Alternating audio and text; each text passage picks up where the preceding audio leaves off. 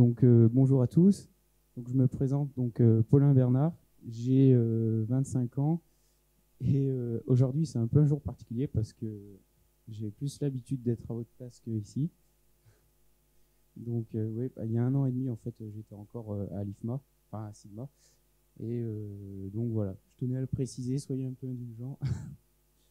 Donc moi je vais vous parler de sport et de l'ingénierie. Donc c'est deux domaines qui m'affectent beaucoup. Donc d'une part, l'ingénierie, je suis diplômé de cette école.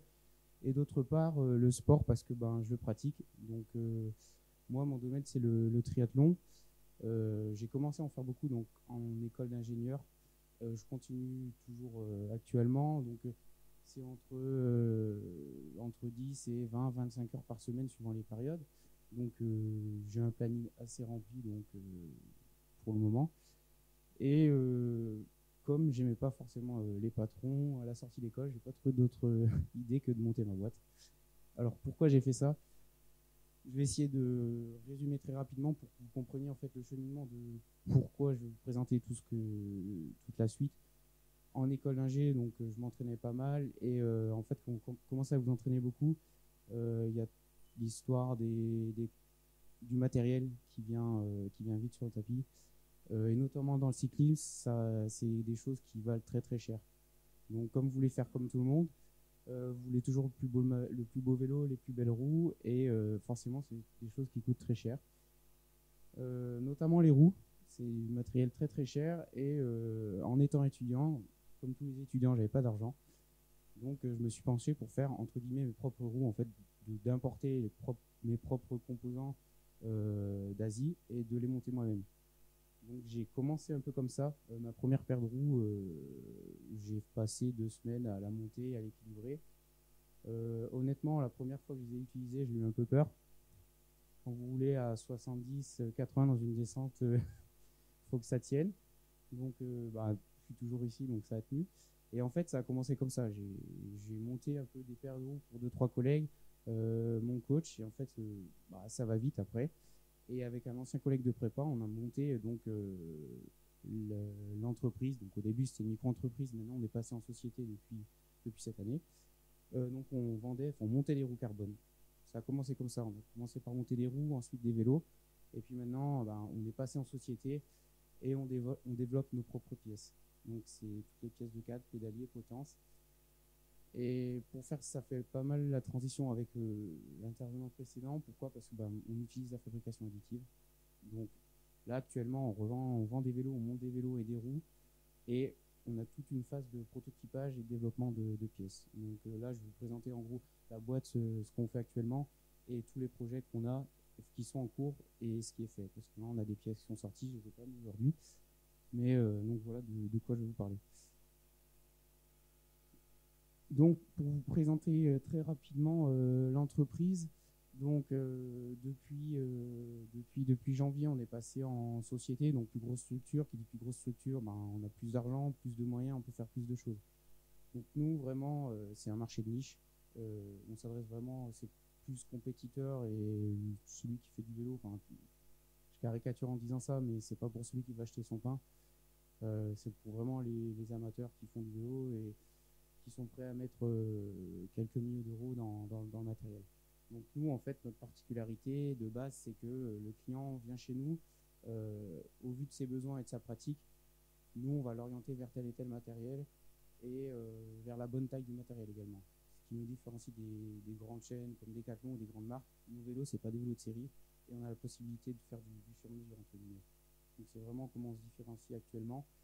Et avec le développement des nouvelles pièces que je vais développer ensuite, notre but c'est vraiment d'adapter les pièces en fonction du client, de sa morphologie, mais aussi de sa pratique. Et en fait, nous, on a un avantage. D'une part, on a un peu deux, trois connaissances techniques, comme on est censé avoir appris ça à l'école, et on est dans le milieu sportif. Le souci, c'est que dans le sport, vous avez beaucoup de personnes, malheureusement, et c'est beaucoup de préjugés, ils ne savent pas pourquoi tel vélo avance plus vite, tel matériel avance plus vite. Il y a beaucoup même d'aberrations. Et de l'autre côté, vous allez dans des bureaux d'études où les gens qui font que ça, ils n'ont pas le retour terrain en fait. Et nous, en fait, L'avantage qu'on a, c'est qu'en faisant les deux, après vous me direz, tout faire, c'est peut-être des fois mal faire, mais non, on essaye de vraiment mixer les deux, d'être vraiment entre l'ingénieur et vraiment celui qui va s'entraîner tous les jours, voire 2 fois par jour, et de vraiment faire l'aller-retour entre ces deux personnes. Et c'est comme ça en fait qu'on arrive à vraiment conseiller les gens en fonction de ce qu'ils veulent et de ce qu'ils ont besoin. Donc voilà, donc nous en fait on analyse en fait les besoins du client. Ensuite on va concevoir le produit, enfin on va lui donner les produits conçus qui sont propres à sa pratique, et ensuite on va lui monter son vélo sur mesure. Donc là par exemple c'est des prototypes de mesures et de bancs pour des études posturales, ce qui permet en fait de vraiment d'étudier la morphologie de la personne et de transmettre sa morphologie et sa position sur les vélos qu'ensuite on va monter. Donc ça, c'est tous les aspects qu'on développe aussi à côté. Donc voilà, donc je vais vous parler un peu de fabrication additive. Je vais vous montrer en fait pourquoi on l'utilise et les gains et en fait les avantages qu'on a. Tout d'abord, c'est quelque chose qui est, même en sortant d'école d'ingénieur, c'est quelque chose de très peu connu, on se rend compte. C'est très peu connu et c'est très peu utilisé. Donc vous retrouvez ça, c'est notamment dans l'aérospatial et dans l'aéronautique pour des applications très précises, et c'est pour ça que c'est pas encore, je pense, très développé, et peu de personnes en fait, les gens entre guillemets lambda qui n'ont pas trop de connaissances dans de l'industrie, ils connaissent très peu. Pourtant, maintenant vous pouvez acheter pour 200 ou 300 euros des imprimantes plastiques. Il suffit juste, même en n'ayant aucune connaissance de conception, vous pouvez imprimer un tas de pièces. Et ça, beaucoup de personnes, c'est tout simplement pas connu. Et les gains, ils sont vraiment phénoménaux dans tout ce qui est optimisation là, comme l'autre intervenant a pu vous montrer, optimisation des performances des pièces. On va pouvoir minimiser la masse, maximiser la rigidité. Vous allez réduire le coût de production. Vous allez pouvoir maîtriser aussi la masse et la répartition de matière dans ce que vous allez concevoir. Et tous vos assemblages, vous allez pouvoir passer de plusieurs pièces à qu'une pièce. Donc ça, c'est des choses, quand vous produisez, ça vous enlève du temps de montage. Enfin, économiquement, de ce point de vue-là, c'est beaucoup de gains. Donc là, c'est pour faire une présentation en fait très rapide de pourquoi nous on s'oriente là-dessus. Et ce qu'il y a aussi, c'est qu'on peut vraiment faire les pièces qu'on veut à la taille qu'on veut. C'est entre guillemets, vous avez juste à prendre votre ordinateur, je caricature, mais à changer la cote, et votre pièce, vous avez le fichier d'une longueur 100, vous passez à une longueur 120 et c'est fini. Vous n'avez pas besoin de refaire tout le programme d'usinage pour refaire une pièce. Donc là, en gros, je vais essayer de vous montrer les étapes que nous, on a suivi. Il n'y a pas trop de règles, comme c'est encore pas très abouti pour tout ce qui est conception, mais pour le développement d'une pièce en fait. Donc pour intégrer en fait la fabrication additive au développement de pièces. En fait, au début, vous partez de votre matériau, et ensuite vous allez passer à la méthode de modélisation. Donc la deuxième étape, en fait, c'est ce qui est le plus déroutant, surtout en sortant d'école d'ingénieur, parce qu'en fait, le problème, il est renversé. Comme on vous disait tout à l'heure, vous ne concevez plus en fonction de ce que vous pouvez faire avec la machine que vous allez utiliser, mais vous concevez en fonction de ce que vous voulez. Donc si c'est pour minimiser la masse, maximiser la rigidité, en fait, c'est toute la production, vous ne souciez plus de ça. Et c'est vraiment ça en fait qui est un peu déroutant au début, et qu'on n'est vraiment pas formé à faire ça. Donc en fait, c'est de l'optimisation topologique en fonction des cas de charge et des hypothèses que vous faites. Le logiciel va vous sortir des formes, et c'est ensuite ces formes qui vont être imprimées et qui vont pouvoir être montées. Avant l'impression, bien sûr, il faut faire des calculs par éléments finis pour valider soit la tenue en statique ou en fatigue. Donc là, je vais vous détailler les étapes de conception. Alors, vous avez de la chance parce qu'il n'y a pas longtemps, on a reçu les pièces, les premiers couteaux qu'on a fait. Donc là, c'est deux exemples que je vais vous montrer sur un pédalier, donc deux manivelles de pédalier. C'est pour ceux qui fassent, si vraiment il y a des personnes qui ne connaissent pas, c'est où on attache les pédales sur le vélo. Et la pièce du bas, c'est une potence. C'est ce qui relie en fait votre fourche et votre guidon. C'est la partie que vous avez devant vous. Donc, au début, en fait, vous partez d'un brut avec toutes les surfaces fonctionnelles. Vous mettez vos entraxes et toutes les exigences, en fait, tous les standards pour que ça, entre guillemets, ça rentre dans les cadres dans lesquels vous voulez les monter. Et ensuite, vous définissez vos cas de charge en fonction ce qui est mieux, c'est d'utiliser les normes. Vous êtes presque sûr de ne pas faire d'erreur.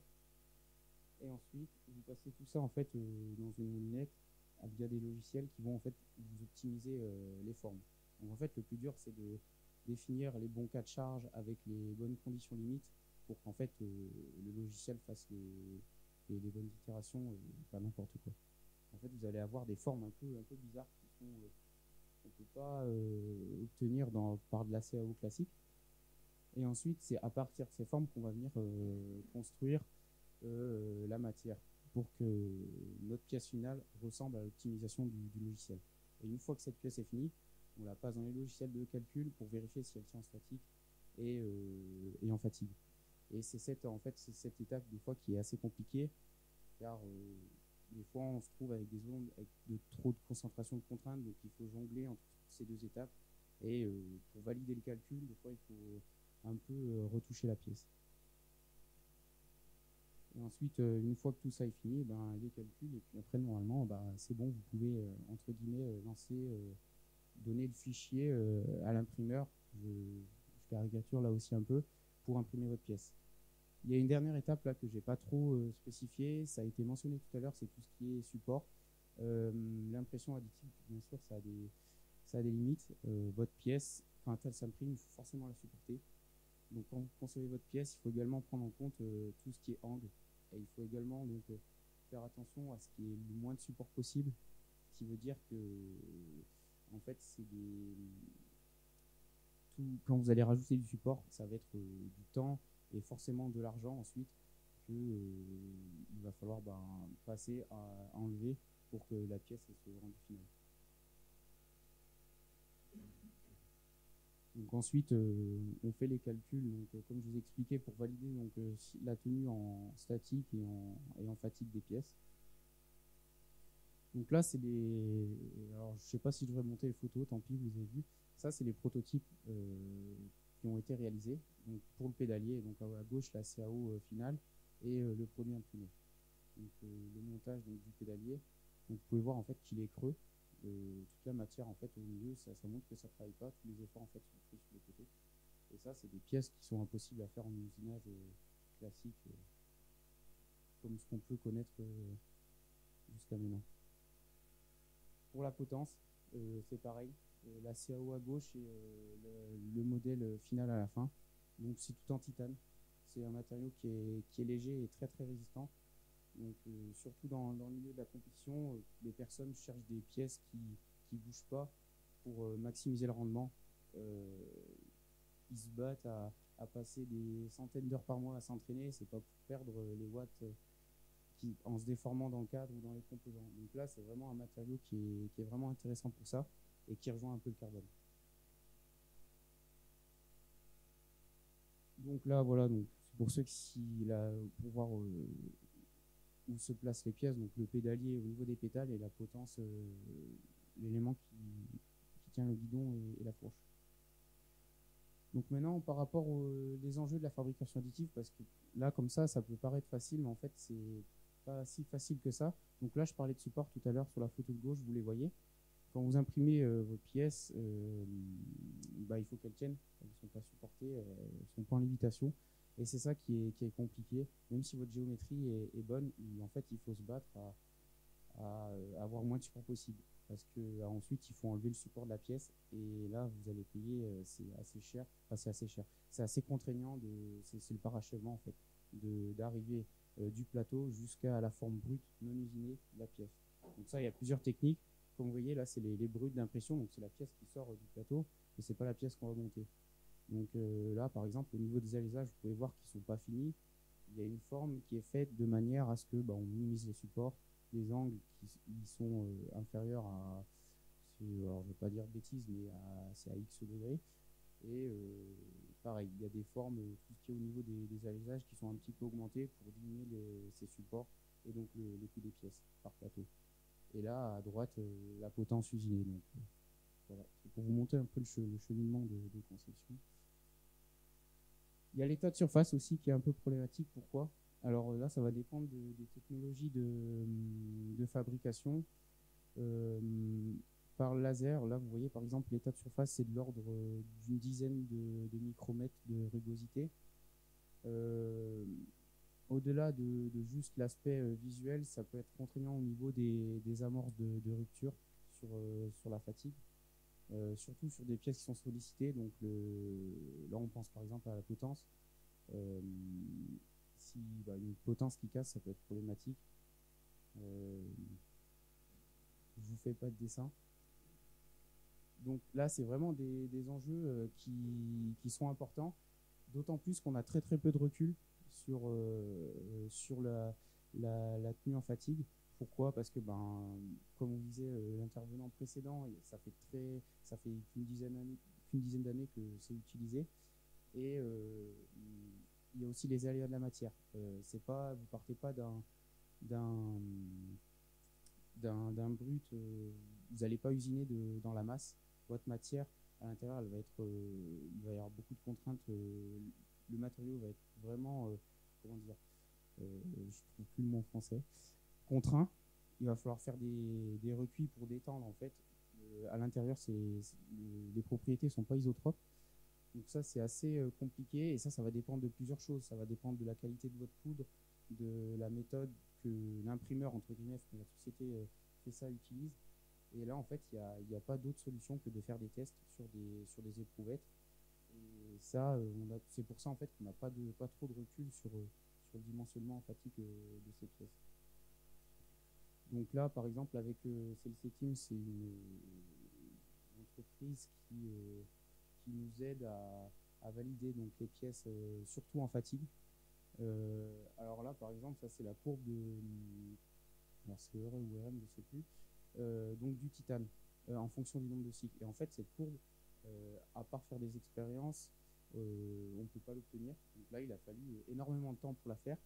En fait, chaque point correspond à plusieurs dizaines d'échantillons qui ont été testés. Et du 100 000 jusqu'à plus de 100 millions de cycles. Donc ça a pris énormément de temps pour en fait caractériser la tenue en fatigue donc de juste ce matériau. Donc là, juste pour le titane, c'est la courbe juste pour le titane pour une technologie de fabrication, sachant qu'il y en a plusieurs. Donc c'est pour ça en fait qu'actuellement c'est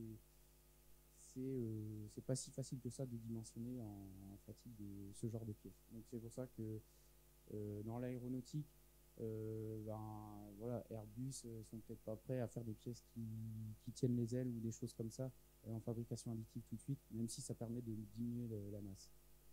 C'est un peu l'enjeu majeur de la fabrication. Donc voilà, je vous remercie de votre attention. Ça a été un peu rapide, mais si vous avez des questions, je me ferai un plaisir d'y répondre. Voilà.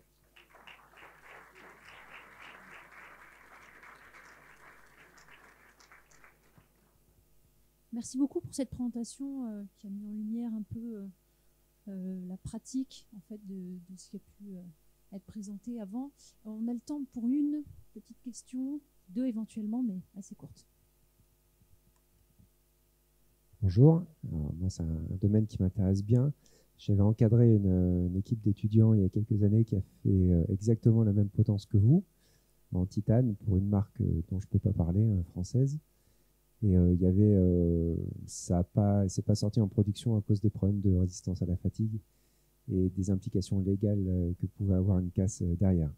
Mais moi, je voulais parler d'autre chose. Je voulais parler d'une entreprise anglaise que vous connaissez peut-être qui s'appelle Robocorp, qui fabrique des cadres sur mesure. C'est plutôt des VTT, où ils font donc c'est un mix de titane et de carbone. Au niveau des jonctions, elles sont en titane imprimé 3D avec une double paroi, c'est-à-dire qu'on va venir coller des tubes en carbone à l'intérieur, par l'intérieur et par l'extérieur en même temps. Et ça permet aussi de faire des cadres sur mesure. Donc, je crois que l'impression 3D est faite par Renicho, la boîte qui fait les têtes de métrologie en 3D là. Et donc ça, par contre, c'est une application qui donc est commercialisée. Et donc, est-ce que vous envisagez de faire dans le futur une application de ce style? Bah là, tout de suite, non, parce que c'est quelque chose qui... Enfin là, j'y vois pas trop d'intérêt. En fait, on arrive de toute façon, les 4 carbones, on ne peut pas faire du sur-mesure. C'est fait suivant le principe d'un moule. Donc, vous avez telle géométrie, tel type de cadre, il va se décliner en 6 tailles, donc vous allez avoir 6 moules, entre guillemets. Par contre, vous n'allez pas pouvoir ajuster les longueurs de tube. Là, ce que vous me dites, c'est que, en fait, en imprimant les pièces des jonctions, vous allez en fait faire un puzzle et construire votre cadre.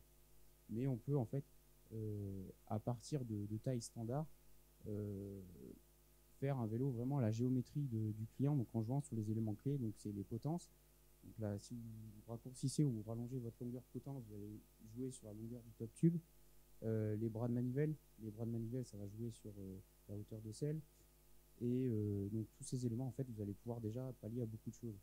Et c'est beaucoup plus facile et surtout beaucoup plus léger parce que le cadre est monobloc en carbone et vous ne rajoutez pas des pièces entre. Mais après, oui, ça, j'avais déjà entendu parler de ce que vous m'avez dit. Est-ce qu'il y a des problèmes de responsabilité quand on se met à commercialiser des vélos unitaires, de manière unitaire? Est-ce qu'il y a un organisme qui contrôle le travail que vous faites? Alors ça, c'est un peu une question épineuse. Non, mais il faut dire les choses. En fait, quand vous vendez un vélo, c'est le vélo qui doit être aux normes. Par exemple, quand vous achetez un vélo à Decathlon, le vélo de Decathlon est aux normes. Par contre, si vous touchez ne serait-ce qu'un frein, votre vélo, il est plus aux normes. En fait, sur du montage sur mesure, c'est un peu comme un vide juridique. Parce que comme vous allez monter, en fait, vous allez monter un élément qui est aux normes avec un autre. Par contre, il faudrait, entre guillemets, monter le vélo pour votre client et le faire tester et le détruire. Enfin, c'est des choses qui sont pas possibles. Mais c'est une bonne question. Par contre, les pièces, les cadres, ils sont testés, ils sont aux normes. Et vous en êtes où au niveau de la commercialisation et compagnie? Parce qu'on n'a pas parlé du cadre, d'une part. Et d'autre part, quels moyens vous utilisez? Parce qu'on a vu un peu des mesures laser, la CAO, tout ça. Vous n'êtes que 2, ça fait 1 an et demi. Enfin, on se demande tout ce qui gravite autour, où est-ce qu'on en est et comment on peut arriver en 2 ans de temps de start-up à arriver à peut-être déjà en avoir vendu? C'est déjà beaucoup de temps. Et ensuite, je ne le cache pas, je me sers de stagiaires, des stagiaires qui viennent d'ici. Donc là, les pièces que vous avez vues, elles ont une particularité aussi, elles sortent entre guillemets d'ici. Elles ont été faites par moi un petit peu, par des stagiaires également qui étaient en stage, qui étaient à l'école ici. Donc c'est les pièces qui sortent entre guillemets de Sigma, qui ont été pensées par les gens d'ici. Et j'ai un frère qui travaille aussi un peu, qui a travaillé dans la fabrication additive pendant ses stages de fin d'études, donc il m'a beaucoup aiguillé sur pas mal de points et il a su me donner aussi les bons contacts. Oui, bonjour. Alors, vous présentez des pièces qui sont imprimées en 3D avec des structures ou des formes qui sont un peu révolutionnaires, on va dire. Et là, vous présentez une potence qui est avec plein de trous partout. Est-ce que vous avez fait des études aérodynamiques derrière pour voir si le gain en masse sur le vélo n'était pas, ne présentait pas une... Après, ça, c'est comme le poids dans le vélo et l'aérodynamisme, en fait, c'est des préjugés. Vous allez plus gagner en rendement en diminuant votre masse et en augmentant votre rigidité à comparer d'aller gratter de l'aérodynamisme sur telle et telle pièce. Pour vraiment gagner, déjà il faut rouler au-dessus de 45-50 km/h. Il doit y avoir du 80. Ouais. Non, mais je veux dire sur le plat, c'est dérisoire. Le gain va être dérisoire. Par contre, au niveau rigidité, c'est beaucoup plus intéressant d'avoir un vélo rigide que d'avoir une potence aérodynamique. Vous allez gagner 5 watts à 60 km/h, sachant qu'il y a 1% des cyclistes qui doivent arriver à rouler à 60 sur le plat. Ça demande une puissance qui est phénoménale. Merci beaucoup.